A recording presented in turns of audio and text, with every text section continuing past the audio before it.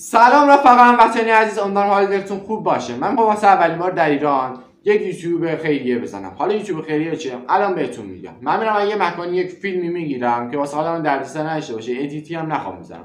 فیلمو میگیرم میذارم داخل کانال یوتیوب و شما اون فیلمو میبینین، حمایت میکنین، لایک میکنین، سابسکرایب میکنین کانال رو، کامنت میذارین واسش.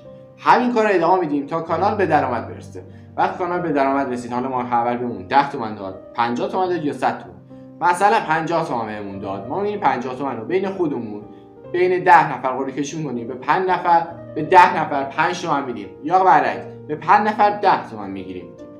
نخواستین ماه بعدی 50 تومن رو میدیم به نیازمندان کمک میکنیم و فیلمش رو میگیریم میذاریم داخل خود کانال یوتیوب.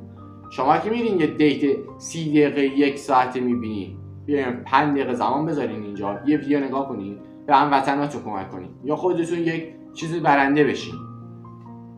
وقتی میتونیم من یه برنامه کاملا خارجی کلی پول بگیریم، چرا این کارو نکنیم؟ از یوتیوب کلی پول میشه گرفتش. پس با هم دست به دست هم میدیم، پولا رو میگیریم، به هموطنامون که نیاز به کمک دارن کمک میکنیم. از دولت که کاری بسته نیست، حداقل ما این کارو بکنیم و به هموطنامون کمک کنیم. یا بین خودمون اگه کسی نیاز داشتهش قرعه کشی می‌کنیم. من یه ویدیو دیگه خواهم گذاشت و بیشتر توضیح خواهم داد. بهم گفتن الان زمان ویدیو داره زیاد میشه و گذاشته نمیشه. اگه سوالی چیز داشتین کامنت بذارین بگین، من تو ویدیو بعدی همه‌شو جواب خواهم داد. اگه میخواین حمایتم کنین اصلا الان شروع کنین. ویدیو رو بفرستین واسه کسی، سابسکرایب کنین. ما هنوز یک دونه سابسکرایب هم نداریم و کانال اولین ویدیوشه که گذاشته. ویدیو بعدی همه چی رو توضیح میدم، بیشتر توضیح میدم. مخلصیم.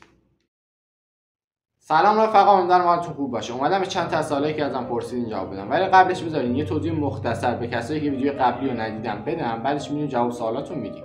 خب رفقا، ما تصمیم گرفتیم یه یوتیوب خیریه بزنیم. حالا یوتیوب خیریه چیه؟ الان بهتون میگم. من میرم یه مکانی یه فیلم کاملا ساده که واسم زحمتی نشه باشه میگیرم، میذارم داخل کانال یوتیوب و شما اونو حمایت میکنین، کانال رو حمایت میکنین.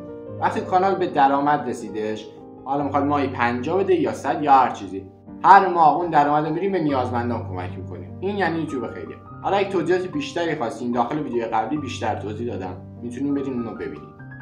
خب رفقا، حالا بریم به سوالات جواب بدیم. حالا ویدیو قبلی بازدید زیادی هم نگرفته، سوالاتش 2-3 تا بیشتر نیست که اونا رو جواب دادم. یه نفر پرسیده که از کجا بفهمیم به نیازمندان کمک میکنیم.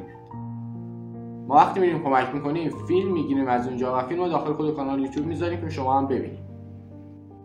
یه نفر دیگه پرسیده که اگه کانال به درآمد رسید و شما کمک نکردین چی؟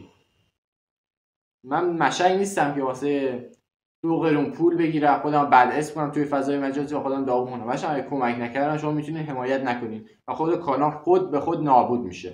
چیز خیلی طبیعیه. یک چند نفر حالا شوخی کردن که ولشون کنن. اونا هر سوالی داشتین بپرسین و حمایت کنین که من شروع کنم کارو دیگه. فعلا دارم توضیحات بیشتری میدم. باز یه ویدیو دیگه میذارم و بیشترم توضیح خواهم داد. مخلصم.